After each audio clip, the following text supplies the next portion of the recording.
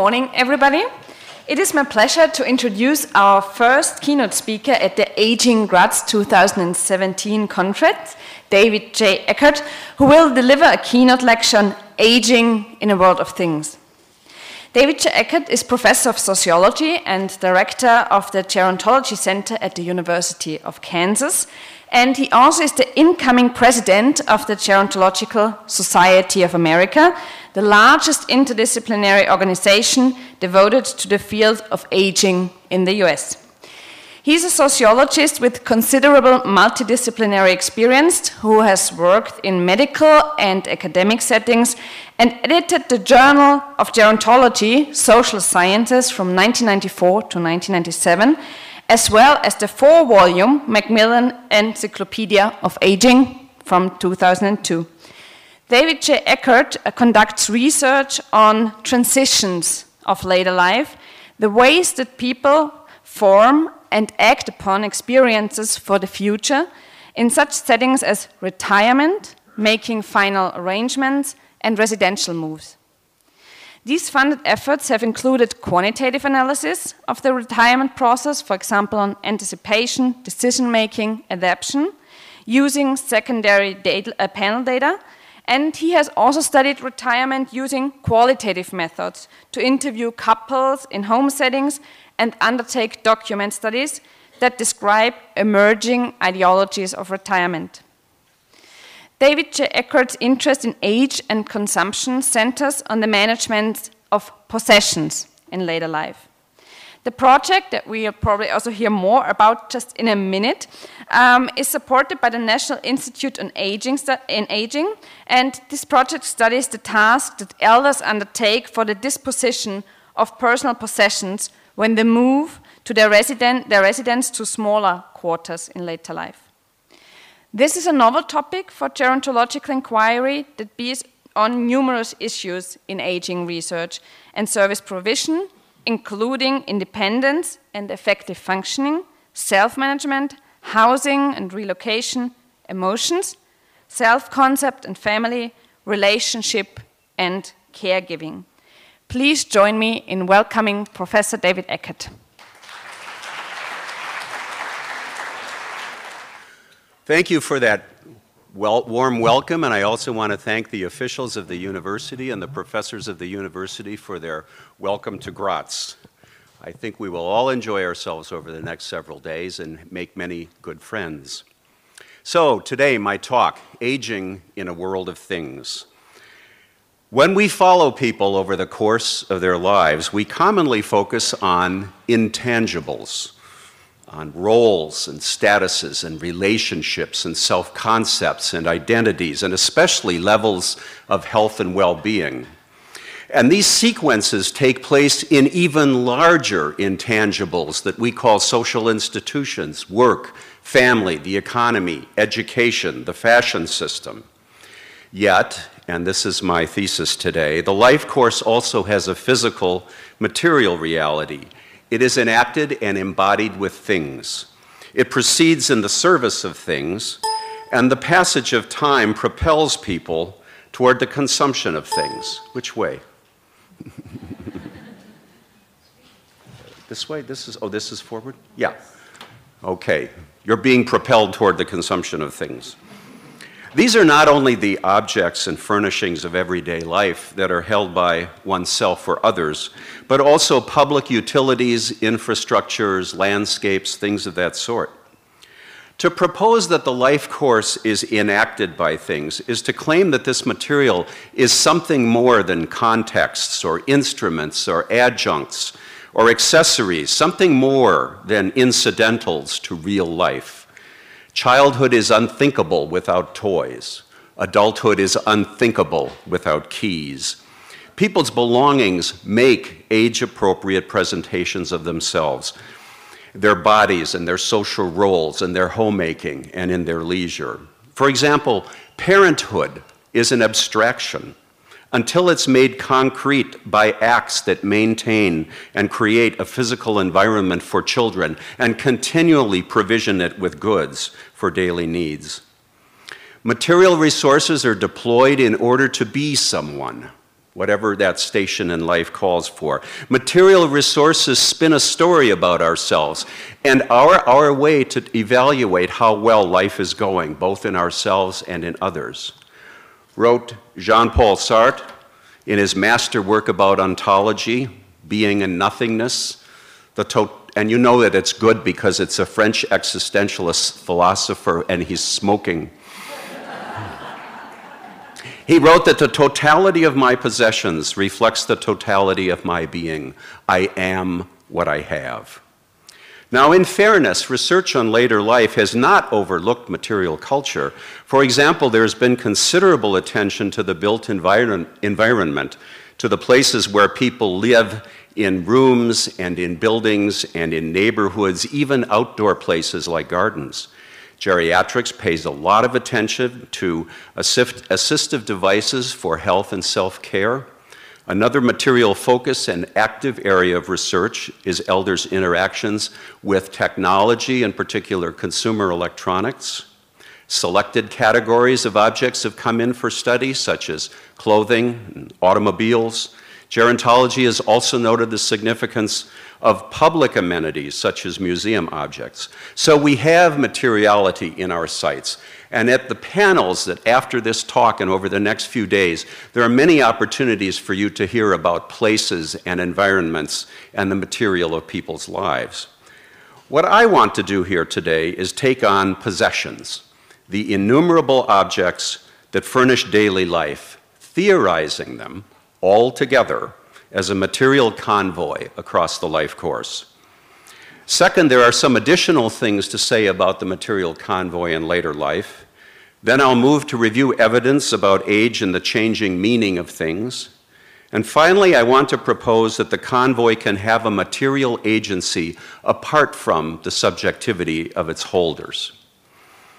Throughout, my observations are based on interview studies with older adults that we have conducted about their possessions and their experience with household divestment. We've done this in 2 areas of the United States, in Kansas City and in Detroit. Our group, and here they are, has interviewed people in over 130 households, people who had moved, who were about to move, who were never going to move, and sometimes we interviewed their family members. I will also draw on survey responses from the 2010 wave of the Health and Retirement Study, a panel study of a representative sample of older Americans. So I'm talking primarily out of the American experience. Does it generalize cross-culturally? Well, I'll leave that for you to consider. So let's begin with this idea of a material convoy. Across the great range of objects that actualize the life course, possessions have the most scope for individual initiative, but they also demand the most responsibility. Possessions are, and this is my definition, material things that reside with people and stay long enough to require some care, or even at a minimum, some placement, so a pretty low bar. The role of possessions in later life can be taken up category by category, item by item, but there is a way to attend to possessions in their totality across time and across space using the metaphor of the convoy. And this, I think, can give us a whole life, whole house handle on age and materiality. In a famous contribution to our field, Robert Kahn and Tony Antonucci applied the convoy metaphor to describe a convoy model of social relations, a changeable structure of family, friends, and acquaintances that goes along with us. That's literally the word convoy means, going along with, goes along with us from birth to death. And they wrote that individuals are conceptualized as part of a dynamic network or convoy that moves with them through time, space, and the life course.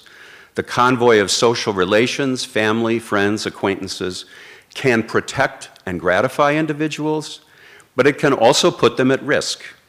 Potentially, the social convoy can provision the life course with support, or with stress, or with both. So, with a nod to this previous work, my colleagues and I have proposed that life course studies take a material turn. Akin to the social convoy, the body of one's possessions across time is a convoy of material support. Like the social convoy, the material convoy has members that are more important and less important, and some that have been entirely forgotten altogether. Members that endure and members that are temporary, and members that occupy the convoys of others. The material convoy undergoes predictable age-linked changes, for example, expansion in early adulthood.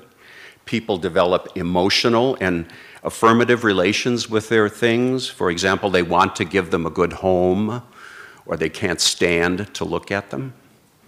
Like the social convoy, parts of the material convoy are maintained for their actual supportiveness, but other parts are maintained for their potential supportiveness. And the larger convoy, again, does not guarantee more benefit.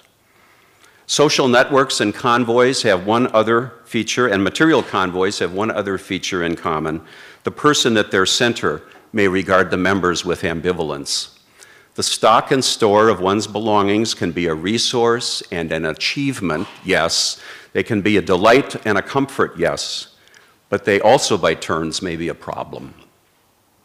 The material convoy, then, is a wide frame for considering the question of aging and possessions. A persistent but dynamic body of belongings that accompanies people across their lives. Things may come and things may go, but there is always a convoy. My idea about possessions as a convoy began several years ago. Where I live in Kansas City, when a mother gives birth, perhaps together with the birth father, wants to put the baby up for adoption, there is required a waiting period during which the birth parent may change her mind. And in that waiting period, usually a few weeks, the baby is placed with a foster family until the adoption is finalized. Some years ago, my wife and I were the temporary placement for a series of babies. The social worker would call and say that a birth is imminent, and on pretty short notice would arrive with the baby. And that baby had nothing. It came like this, with only the hospital-issued nightgown and the hospital-issued blanket, along with a plastic bag with some free diapers and some free lotion that the stores gave to each new birth. That baby had no name, nothing. Life stripped of anything. But waiting somewhere was a new family, and this was always unknown to us, that had a name ready and a dedicated nursery area of the home that included furniture, toys, personal care supplies, a ready-made material convoy that would ratify the baby's passage into the social convoy of the family. Placement with a family would likewise be placement into one's own material convoy, a material convoy with an entire lifetime ahead of it. So fast forward to later life, the material convoy has at least three added dimensions: its volume and its manageability, and the way it creates a shared concern about its disposition. First of all, the first item on the list, after decades of consumption, it is an accumulation of things that have endured, that have been retained throughout the daily rhythms of acquisition and disposal. Advancing age lays down a residue of belongings that become biographically meaningful by virtue of their duration. They're more meaningful because they have lasted longer. If a household is already moved once or twice after retirement, for example, then the remaining property is even more selected, more concentrated. Excess clothing and furniture may be discarded, but such items as photograph albums and mementos of one's parents always tend to remain. The volume of possessions is not necessarily larger than in middle age. Besides, there's no way to measure this anyway. But the concentration of what we call sticky things arises in the convoy. The keeping of things comes about in opposed ways. There's intentional keeping that arises from an array of motives that can shift and recombine, change over time, even in relation to the same thing.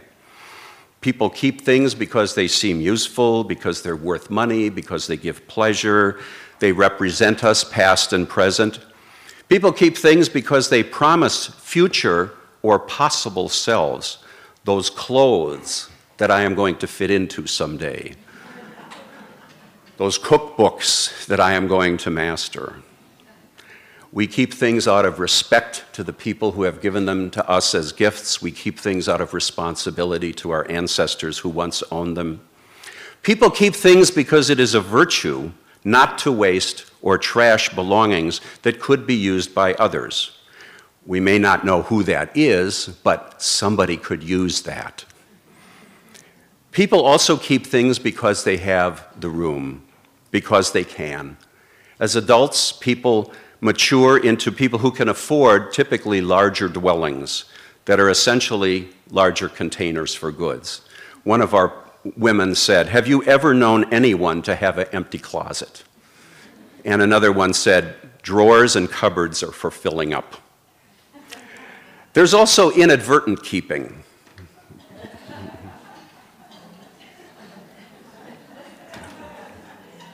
Accumulation through mundane neglect. I was at your house this morning. I took this picture there. This arises from really what we would say is the admirable housekeeping practice of putting things away in backstage areas of the home. Homes have public and private spaces, visible and hidden spaces, and each space makes the other possible. People stage their homes to be presentable for themselves and for others by tidying up and putting things away into the recesses. They also store things that are intended for transfer to others, eventually, someday, and they also store things that they're going to throw away, eventually, someday. And in these places that occupy the margins or the edges of living spaces, things can be forgotten. Said one author, "The things are there, but they're not visible. They can be retrieved at any moment, but also forgotten at will. Regrets or remorse we should not have as long as they have not been thrown away." Of course, things can be retrieved from the limbo of storage, but until then, they will go unscrutinized for divestment or reuse. So putting things away and out of sight would ordinarily be thought of as a good habit for the home. But out of sight is out of mind, and so the convoy grows. Older adults are quite aware, at least in my studies, of overfull convoys. We designed some questions for the 2010 wave of the Health and Retirement Study, which is a national ongoing panel survey of older Americans. And this was one of our questions. Thinking of the belongings that you own or are keeping at your home, do you feel that you have more things than you need, fewer things than you need, or just the right amount? Well, what do you think they would say? What do you think? What? Here's the answer. Altogether, for persons over the age of 60, 60% said that they had more things than I need. That's the green slice. Whereas 35% said that they had just the right amount. Thus, the majority of respondents in America felt that they had more things they needed. And notice how we asked the question. We asked it in relation not to some external standard, but in relation to your need. So felt that they had more things than they needed, and we felt that this was some evidence of their unease with the size of the material convoy. Now, what are the correlates of feeling over-provisioned? Not gender. Men and women answer this exactly the same way, not personality to any extent. But it stands to reason that the bigger the household, the more the press of possessions, and that is borne out. Married people with 2 occupants in the place and someone else to blame for the mess are more likely to say that they have more things than they need. And so are homeowners versus renters, so are people with more rooms versus fewer rooms. And no surprise, so are wealthier people. They're sharply more likely to say that they have more things than they need. The response about excess possessions, however, is lower among persons who have moved in the last 2 years, probably because they had to downsize in order to move.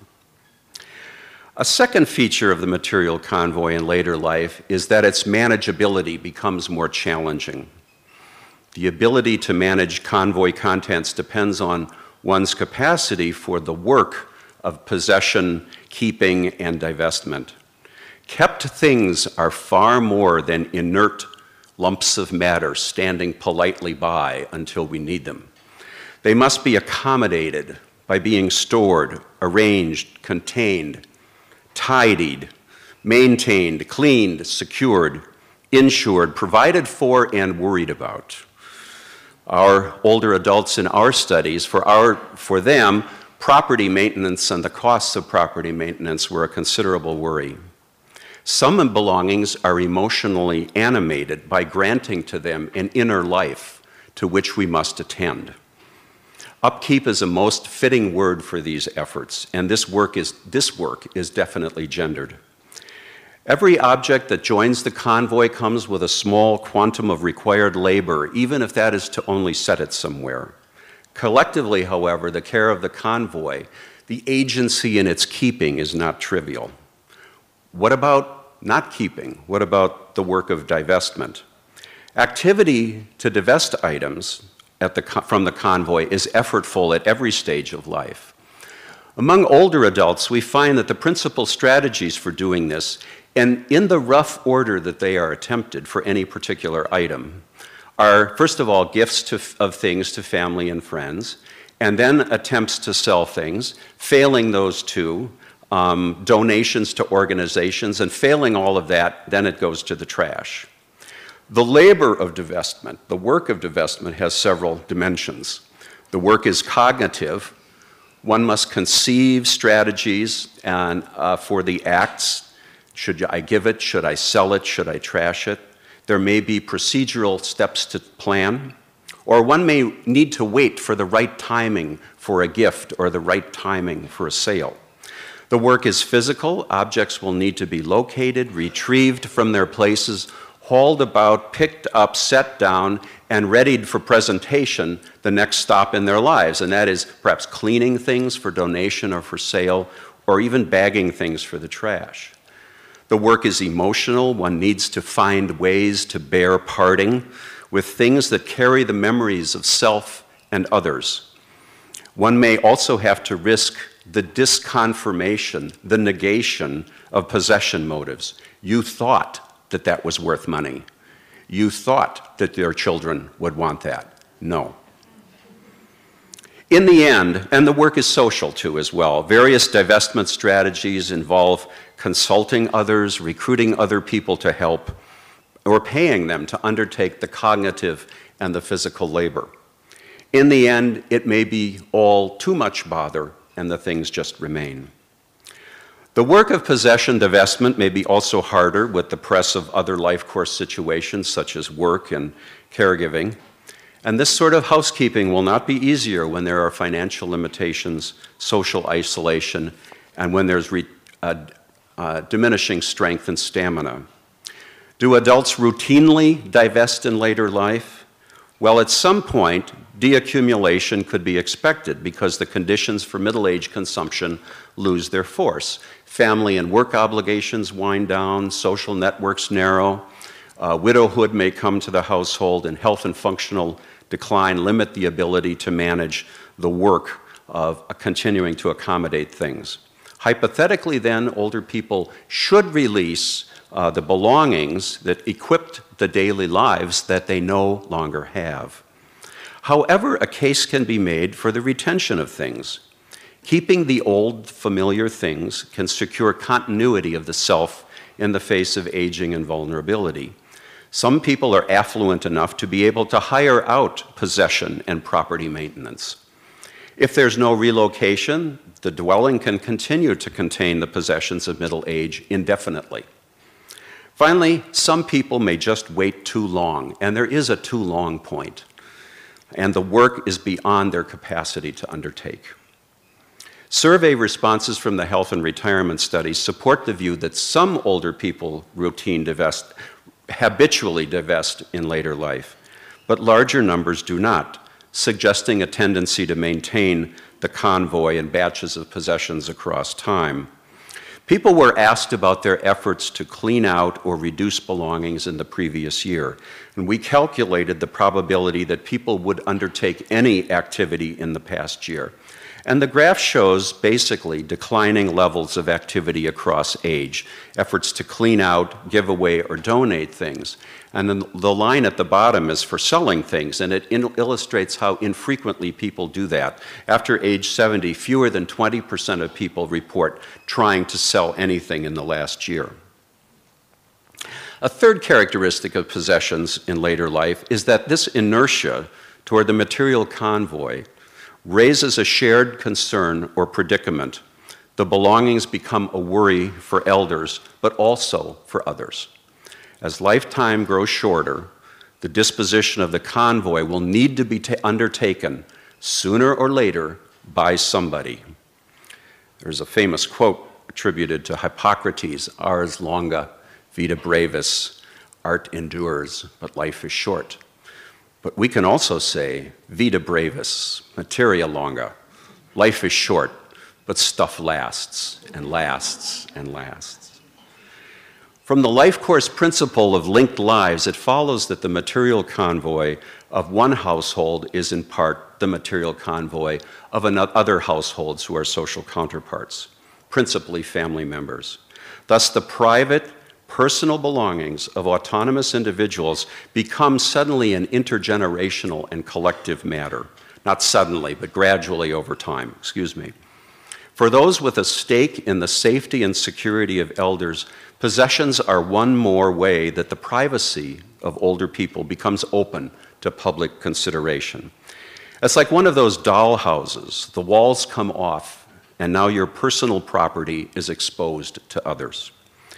In the United States, there's an entire category of clutter advice manuals. Clutter advice manuals are huge, but there's an entire subcategory of clutter advice manuals that specifically address family members about the necessity of taming the overfull households of elders.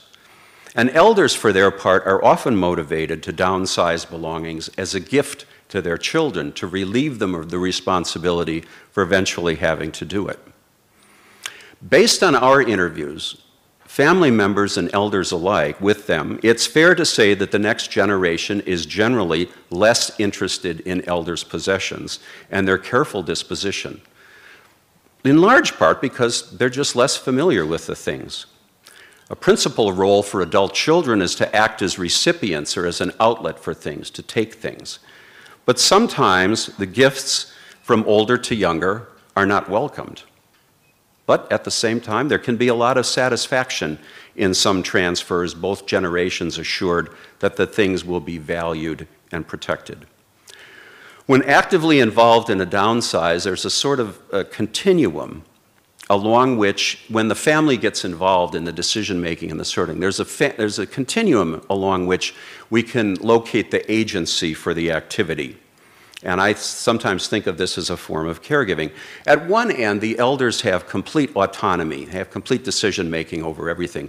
In the middle of continuum are cases where family members supply assistance, but they give the elder the autonomy to make the decisions and decide what happens. It's sort of a collaborative decision-making. One of our daughters in our study said that there's no way that you can do that for somebody else. You can't tell your parents what to keep. But at the far end is family paternalism, executing divestment in order to secure the eventual well-being of the elder. Such assertions of control, challenging the decisions that elders make, discouraging keeping. What do you need that for? What do you need a saucepan for? You don't even have a kitchen where you're going. This happens when adults tend to be more frail. And even if feelings do get hurt, children rationalize their actions as necessary to help elders live in a more hospitable setting. The far extent of this is literally throwing things away behind the elder's back, and we have stories about this. Well, the family role was a prominent theme in many of our interviews, but many other people appear in these stories. Many other kinds of people appear as supportive. Neighbors, friends, church members, tradesmen, cleaning women. It's as if the social convoy is activated to deal with the material convoy. So there's a material convoy across the life course, But in later life, its size and its manageability come to the fore. Now let's turn to the entirely interesting question of aging and the meaning of things.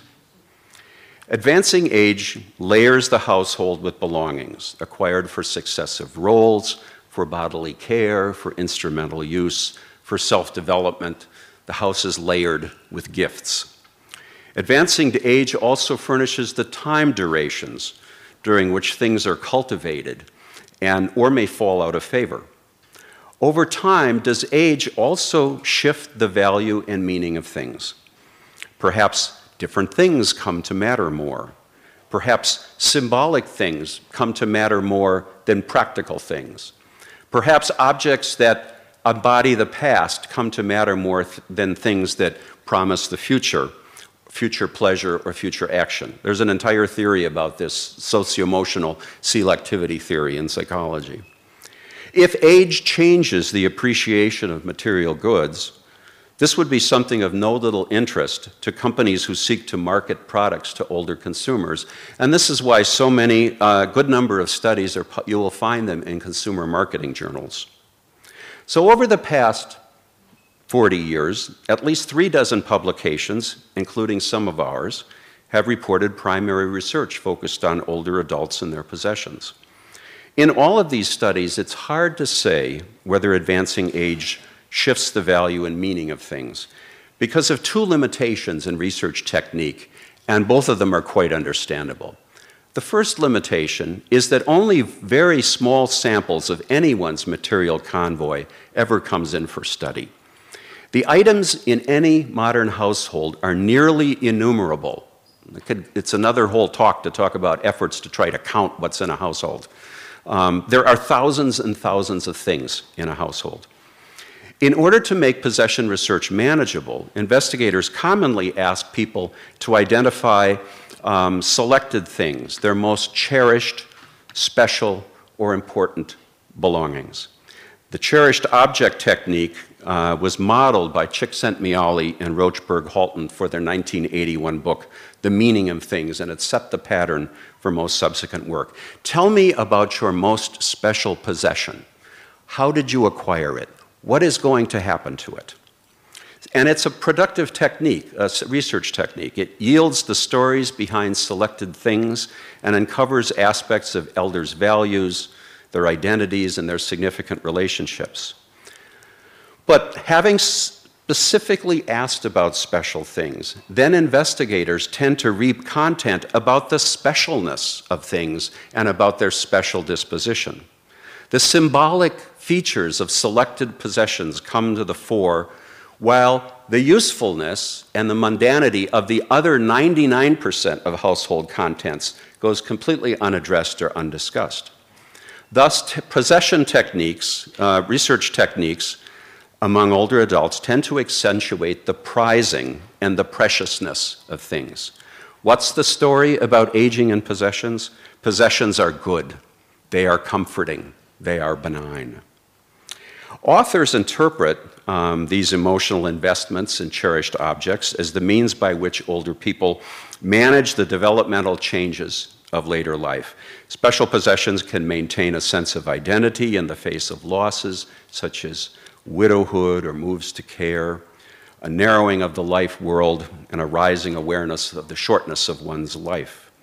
They can also sustain and comfort people by evoking the past, promoting reminiscence, and providing assurance about important relationships. They have the potential, when passed on to others, to perpetuate one's values and memory into the future. Altogether, research on the meaning of important possessions leaves an impression that older people have a heightened attachment to things. With increasing age, people cling to the comforting continuity of these meaningful objects or else try to press them on others. But again, these are conclusions about a small fraction of the material convoy. The second research limitation is one common in all developmental and life course studies, which is that it takes a lot of resources to follow people over time. In the case of aging and possessions, one would need to revisit people over the years to check on the continued valuing of the same things, or else to check on engagement with entirely new things. And because of this feasibility problem, the 36 studies that have been conducted so far are all cross-sectional, one-shot snapshots. But from these reports, we can be pretty sure that people do indeed change their minds about possessions because they say they do. They cast things out of the convoy. They start to call things that were formerly worth keeping. Now they call them junk. They call them crap. All that crap in the attic. They'll start to talk this way. Yet without follow-up interviews or surveys or visits of the same people, it's hard to demonstrate and verify a changing relationship to things. If not a longitudinal study, then the next best approach would be a cross-sectional study of multiple generations whose outlooks and behaviors could be compared with differences between the generations then inferred as effects of aging. Yet there's the strong possibility that age group differences in the style or valuing of possessions may reflect not advancing age, but really the cohort membership of consumers.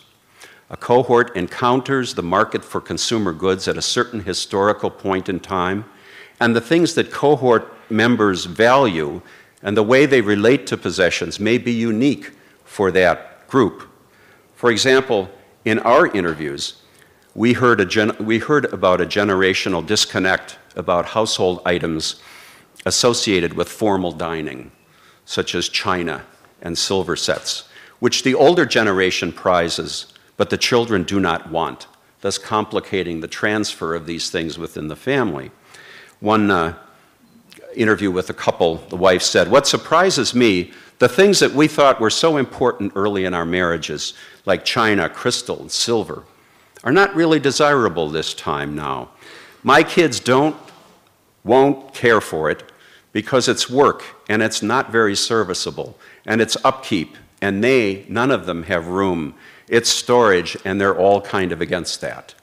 And the husband added, "Unless it's a sharp heirloom and still of functional use, our kids' generation really don't want much of what we have."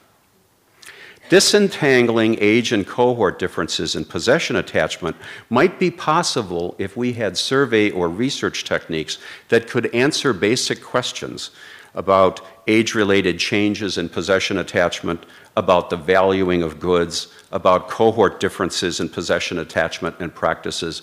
I hear so often about the Depression generation and how special they are and such an attachment, close attachment they have to their possessions. I hear this in the United States. But we have no way to verify that that's true.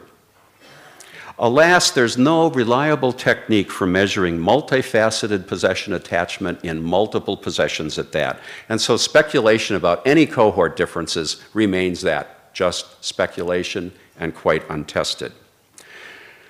So my last point, my fourth point, is about things and meaning also, about the material agency of the convoy.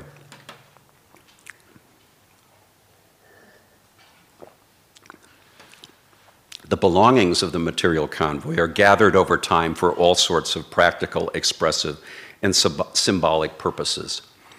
And the standard view is that all of these things cohere around a person or a household of persons, and these persons' subjectivity endows the objects with meaning.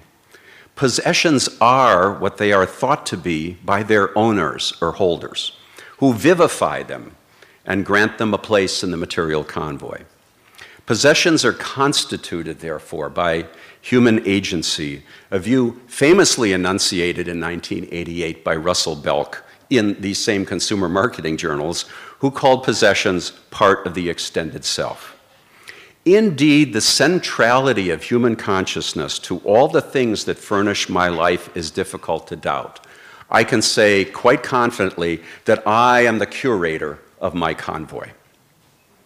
But at the same time, it's possible to maintain that things have a material agency that shapes behavior in ways that are completely unintended by human subjectivity. Matter as matter generates effects. The source of this view is actor network theory, which holds that human and non-human agents are in relation and evolve in networks, and that neither the human nor the material can be reduced to the other. Material things can thus exert an independent agency. That set of stairs right there, that probably means nothing to you. But to someone who cannot walk them, it compels their immobility. It is an actor in their lives, that set of stairs. In the case of household contents, I think the notion of infrastructure is applicable. Objects visibly populate walls, surfaces, and floors. They're contained in cabinets, closets, drawers, and other storage places. Collectively, they face us with weight, with mass, with shape, with color, and with volume. A latent infrastructure of objects may have been unintended, but there it is, presenting itself as something other than the separate things that compose it.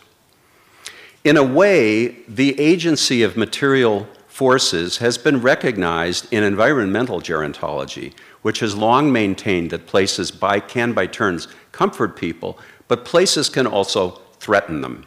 Physical settings can form a hidden program that regulates behavior in a place, such as in a nursing home or as a care facility. The infrastructure of possessions can morph into something that its single elements are not. In our interviews, people sat in their homes and talked about its current or former contents. And as they were talking, large portions of the entire lot could quickly congeal into the sheer materiality of being stuff.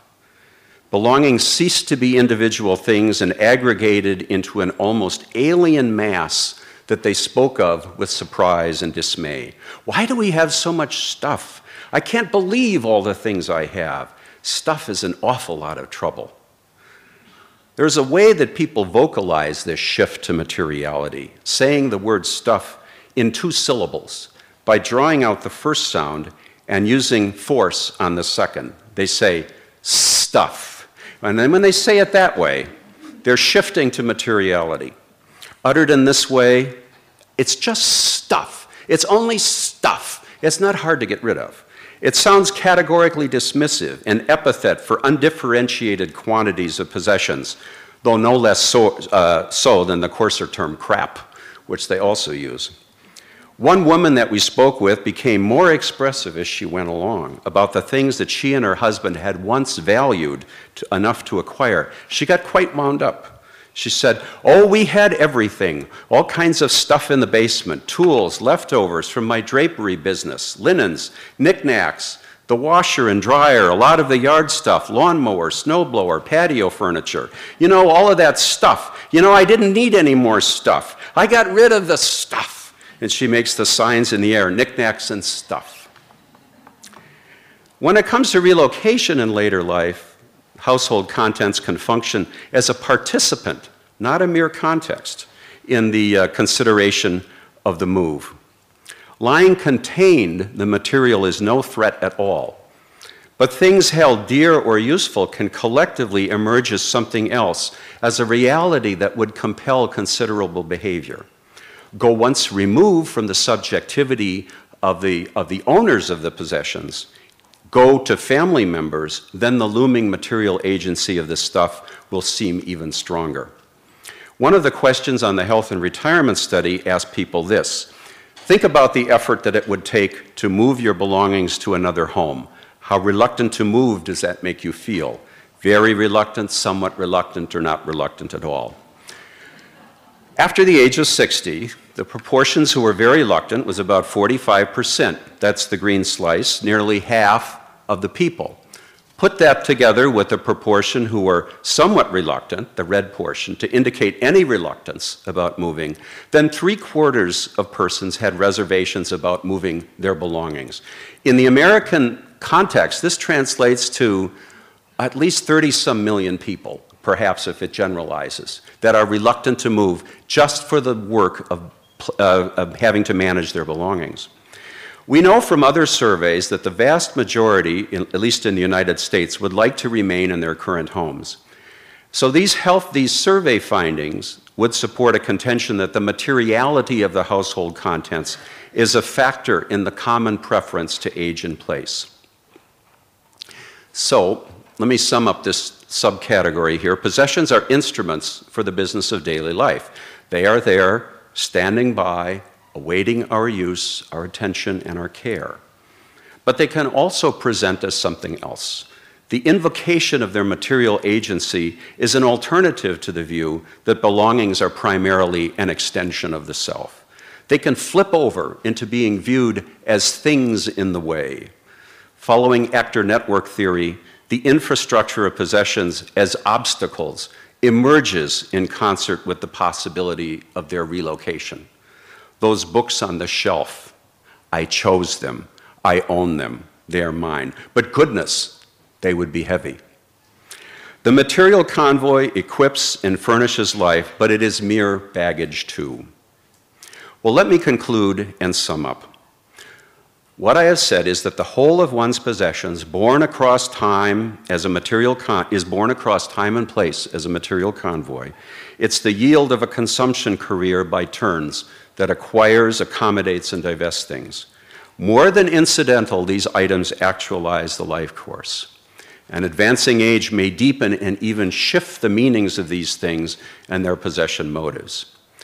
Research to date has tended to emphasize the goodness and the symbolic value of things in later life, and some possessions indeed have these qualities. At the same time, the disposition of the material convoy also comes to seem increasingly problematic, its materiality more insistent and less centered on the individual. In later life, possessions can at once be a comfort and a burden and determinative of actions.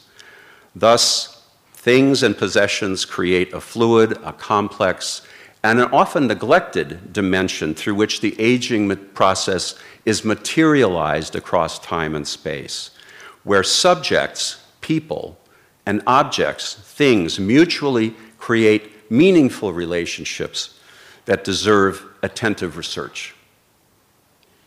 And now I thank you for your attention.